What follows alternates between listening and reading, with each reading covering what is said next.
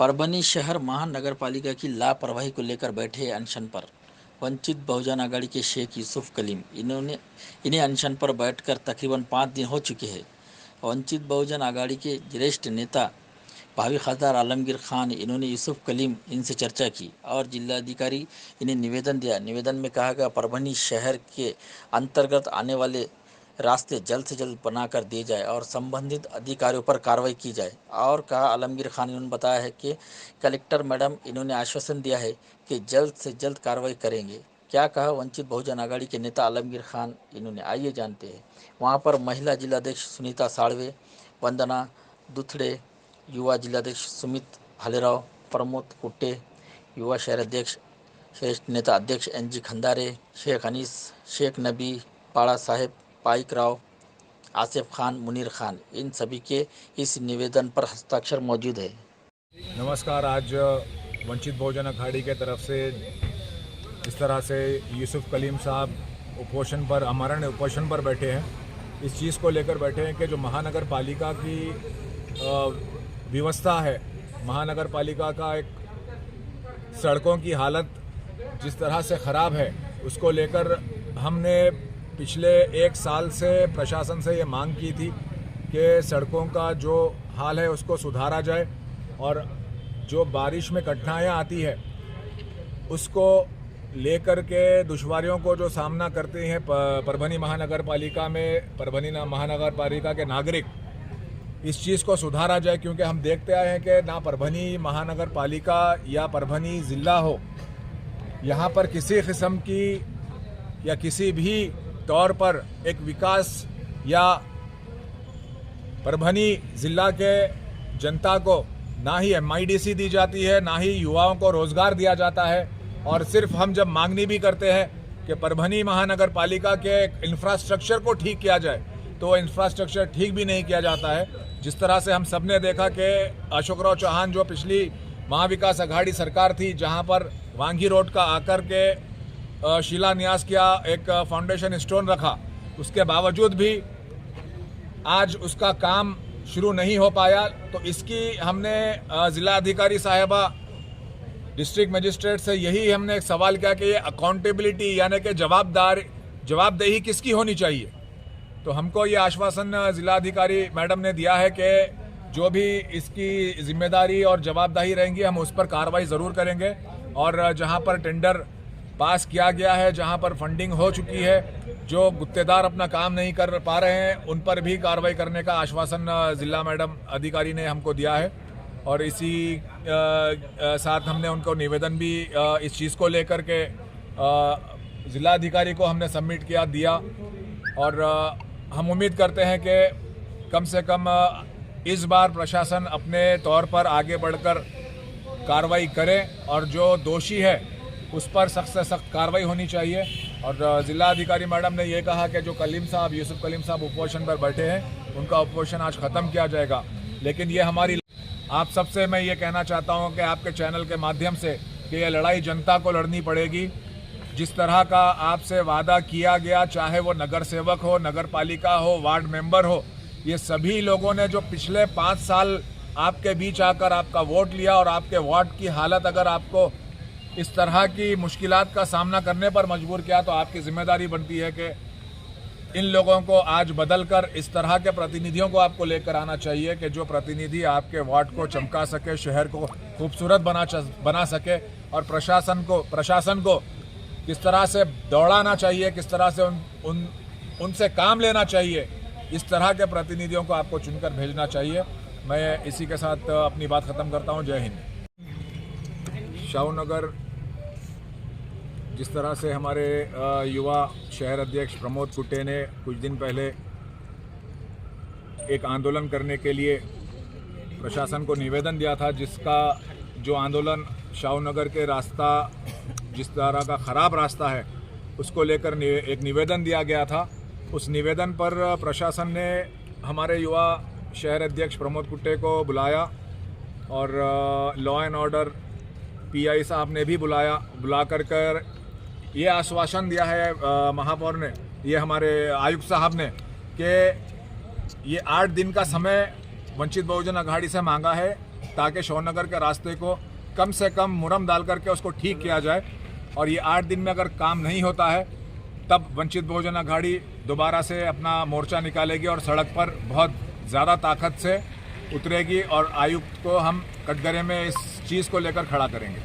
चलते हैं अगली खबर की तरफ। शेयर करें, लाइक करें, कमेंट्स करें और सब्सक्राइब करें, साथ ही साथ बेल आइकन को दबाएं ताकि आने वाली 17 अगस्त 2022 को परभनी यहाँ सिटी पैलेस पर पत्रकार परिषद का आयोजन किया गया था। महाराष्ट्र राज्य के शिवसेना के मुख्यमंत्री एकनाथ शिंदे इन्होंने परभनी जिले में नए पदाधिकारी चुने हैं, जैसे माजी खासदार सुरेश यादव इन्हें संपर्क प्रमुख और सह संपर्क प्रमुख पद पर भास्कर लंगोटे इन्हें चुने गए। फिर एक बार बताते हैं कि शिंदे गढ़ के नए जिला संपर्क प्रमुख पद पर माजी खासदार एडवोकेट सुरेश यादव और सह संपर्क प्रमुख भास्कर लंगोटे इनकी नियुक्ति की गई। और शिंदे गढ़ के शिवसेना के सचिव संजय भाऊ मोरे इन्होंने नियुक्ति पत्र दिया और कहा कि हिंदू हृदय सम्राट बाला साहेब ठाकरे इनके आशीर्वाद और शिवसेना के मुख्यता तथा मुख्यमंत्री एकनाथ शिंदे इनके आदेश से आपकी नियुक्ति की जाती है, ऐसा सचिव मोरे इन्होंने कहा। और इस नियुक्ति का कार्यकाल 1 साल का रहेगा। ठाकरे और इनके नियुक्ति इनके हिंदुत्ववादी विचारों और धर्मवीर आनंद दिघे इन्होंने जो सिखाया इस प्रचार का प्रसार किया जाए। शिवसेना पक्ष मजबूत करने के लिए आप अपने साथ सभी को लेकर काम करेंगे, ऐसी अपेक्षा की गई। दिए हुए नियुक्ति पत्र में कहा गया। इस वक्त पत्रकार परिषद में माजी खासदार सुरेश यादव, भास्कर लंगोटे, युवा नेता माधव कदम इन्होंने क्या कहा और भारी संख्या में शिवसेना शिंदे गढ़ के कार्यकर्ता मौजूद थे।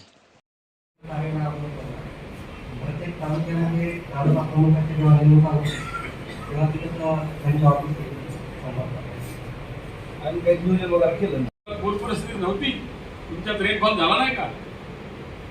आम्ही काय केलं हे आमच्या लक्षात आल्यावर आदरणीय साहेबांना सगळी परिस्थिती सांगितली। साहेबांना ताबडतोब अचल गोयल 9:30 वाजता रात्री आमच्या समोर फोन केला आणि ते काय त्रुटी आधी काय जे असेल थोडं पॉझिटिव्ह करून मला ताबडतोब भेट करा आणि सचिव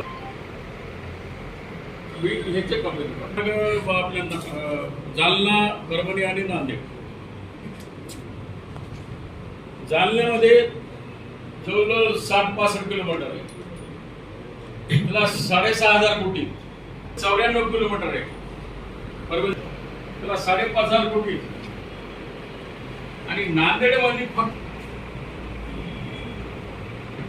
आमच्याकडे नेतृत्व नाही का? आमचं म्हणणं सगळ्याला समान आहे का?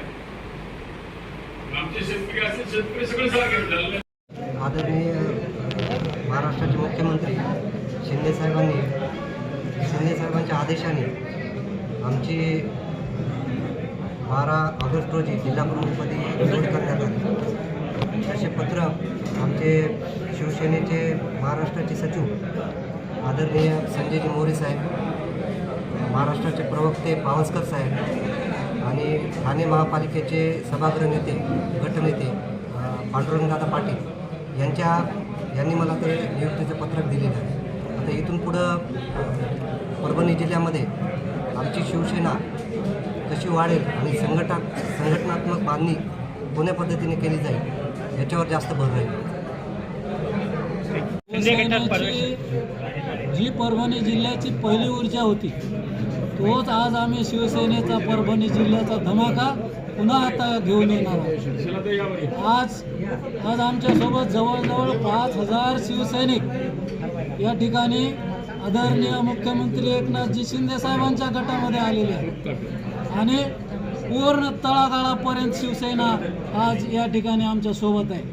जुने सर्व कार्यकर्ते, जुने सर्व शिवसैनिक आमच्या सोबत आहेत। आज आम्ही पूर्ण परभणी जिल्ह्यातली कार्यकारिणी तयार केलेली आहे। पूर्ण जिल्ह्याची कार्यकारिणी उद्यापासून कामाला लागणार आहे। पूर्ण तालुक्या लेवलवर, जिल्हा पातळीच्या लेवलवर पूर्ण ताकदीनिशी पंचायत समित्या, जिल्हा परिषदा, नगरपालिका आणि बूथपर्यंत आमचे शिवसैनिक पूर्ण कामाला लागलेले आहेत आणि लवकरच आपल्याला अनेक शिवसैनिक आदरणीय मुख्यमंत्र्यांच्या जवळ येणार आहेत आणि त्यांच्या संपर्कात आहेत। आणि लवकरच तुम्हाला मोठा आणखी धमाका ऐकायला मिळेल. आमची संघटनेने ज्या नियुक्त्या दिल्या, दोन चार नियुक्त्या दिल्या, 12 ऑगस्टला आम्हाला पत्र दिले, मला दिले, भास्करराव लोमटे दिले, आमच्या जिल्हा प्रमुखाला माझ्यावर दिलेलं आहे. आणि हा एक संदर्भ होता. दुसरा संदर्भ आपला जिल्हा अनुदानापासून वगळला आहे. त्या अनुदानासाठी पहिल्या लोकप्रतिनिधींनी काय केलं हे खरं म्हणजे आपण सगळ्यांचा विचारलं पाहिजे. पहिले आमदार खासदारांनी काय केलं, का जिल्हा वगळला गेला, सगळं फ्लड सारखंच आहे, नुकसान सारखंच आहे.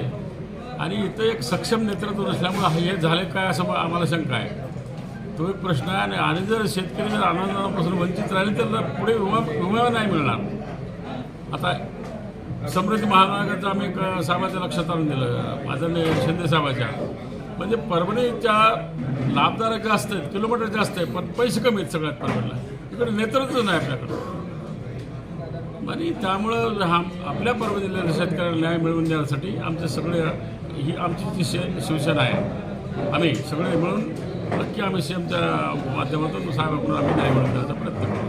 ही एक भूमिका आहे. आणि इतर जे काही स्थानिक स्वराज्याच्या संस्थेच्या निवडणुका आहेत, आपली काही भेटगाठ झाली नाही इतके दिवस. आपल्याशी संवाद साधावा, आपल्याशी हितगुज करावं, आपली खऱ्या अर्थानं कुठेतरी एक चहापान व्हावा आणि एक जवळीक निर्माण व्हावी, हा सगळ्यात महत्त्वाचा हा उद्देश होता आमचा. मग संपर्क प्रमुख असतील, आमचे जिल्हा प्रमुख असतील, या सगळ्याचा उद्देश हाच होता की आपल्याला आपलीच खऱ्या अर्थानं जवळून ओळख झाली पाहिजे. त्यासाठी आमची आज भूमिका आहे, सुरुवात आहे आमची. पहिला इतिहासाचा 11 लोकसभा 18 महिने, 13 लोकसभेत मी पडलो आणि 13 लोकसभा 4.25 वर्ष. आमची सुरुवात होती ती जेवढं काय जमेल तेवढं आम्ही केलं. मग ते टेलिफोनच्या प्रत्येक तालुक्याच्या बिल्डिंग असतील, जिल्ह्यातली बिल्डिंग असतील, प्रत्येक सर्कलला माझ्याकडे 65 सर्कल, तेव्हा 65 सर्कल 65 बिल्डिंग आहेत. तुम्ही आपण इथं सुषमा स्वराज आणलं होतं आपण इथं औरंगाबाद परभणी केंद्राचं आकाशवाणी सेपरेट परभणी केंद्र करण्याचा मान सुषमा स्वराजने आणि आपल्याला दिलेलं आहे. आणि टेलिफोनचं काम असेल, जे काही छोटे मोठे डेव्हलपमेंट असतील, पण एवढं खरे कार्यकर्त्यासाठी काम केलं पाहिजे, जनतेसाठी थोडी प्रामाणिकपणे सेवा केली पाहिजे, ही आमची सगळ्याची धारणा आहे. आणि ते काम